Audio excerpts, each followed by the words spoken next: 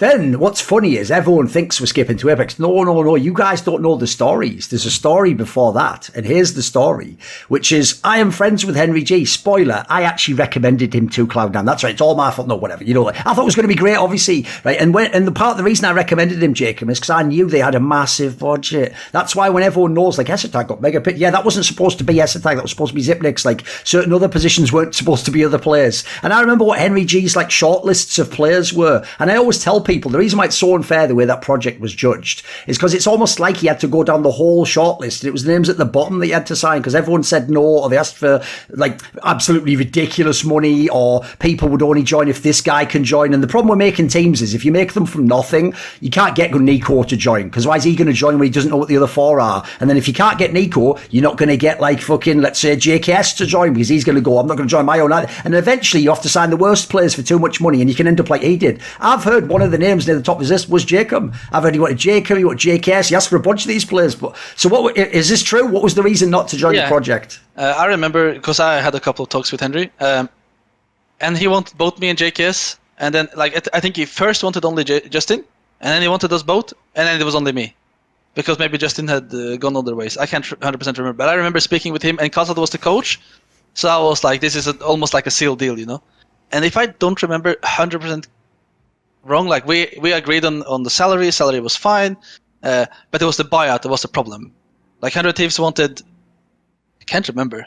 I think first they just wanted 500k, but they went all the way down to 200k, but Cloud9 said, like, we were only paying 200k, and when 100 Thieves finally said, okay, 200k is fine, Cloud9 already signed Esotag. Right. That's how it went down. Like 99% sure.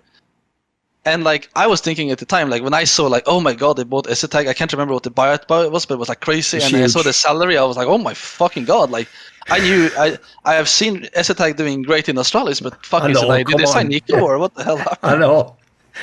So, like, for me, it was a little bit of a shocker. I was like, fuck, I always, like, because, like, you of course always think highly about yourself, and I was thinking, like, I think I'm a better player than him, you know? And they weren't willing to pay anything for me, and they were willing to pay that for him. Like, no disrespect to him. Like, it was a little bit, like, shocking. And then, but I guess, like, when I see how it went, like, fine. I don't really give a shit right now, but I was definitely close. It was close to go to C9. Thing is, though, even though it didn't work out, like, for example, one of the other mistakes they made was, because at the time, again, it's hard to get big names. You had to sort of gamble. Like, the reason they got Woxic is they were sort of gambling that LAN had happened again and he'd be really good again. So it was almost like you were like that's why no one wanted him. And you might, if you'd got him, like, you remember what he was like in 2019, he was fucking sick. So everyone, like, that one didn't work out clearly. So, like, it's true, maybe the team never would have worked. But I also always thought they also didn't get the best players. Like, if JKS joined, that'd be a different team, mate. And by the way, a team project like Cloud9, they wanted, because of Flashpoint, they wanted to be in CSGO. Like, that could have been another, like, whole adventure potentially, right? Yeah, 100%. And what I think when I look at that C9 roster they ended with, is too many big personalities. And with too many big personalities, it's not going to work. You need to have the guys that is willing to go to war and is willing to sacrifice. And I am always willing to sacrifice. I don't give a shit. Like, I will be entry because it's my best role. And I feel like when you're entry, you are kind of, you know, sacrificing a lot. And I want, of course, to be in the fragging positions on City because that's where I've been shining. So that's what you get with me. But I think they ended up with, like, too many. I don't know what if you guys say this in English, we would say it in Norwegian. Like, you know, when there's too many chefs, you know.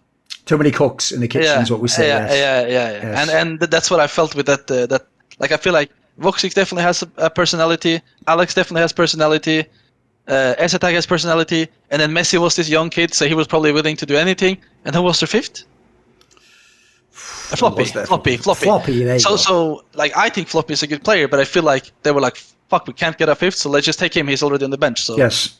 Yeah. So, like, the whole roster just made no sense. And I think if they went with me and Justin, I think it would be a better team in terms of chemistry and role-wise. So that would definitely be, I don't know. Like I said, it was close, and I don't know where I would be if we actually did that. Want to see more cool, funny, interesting clips based on topics from my content? Well, subscribe to this channel then, or, you know, be a pleb and don't.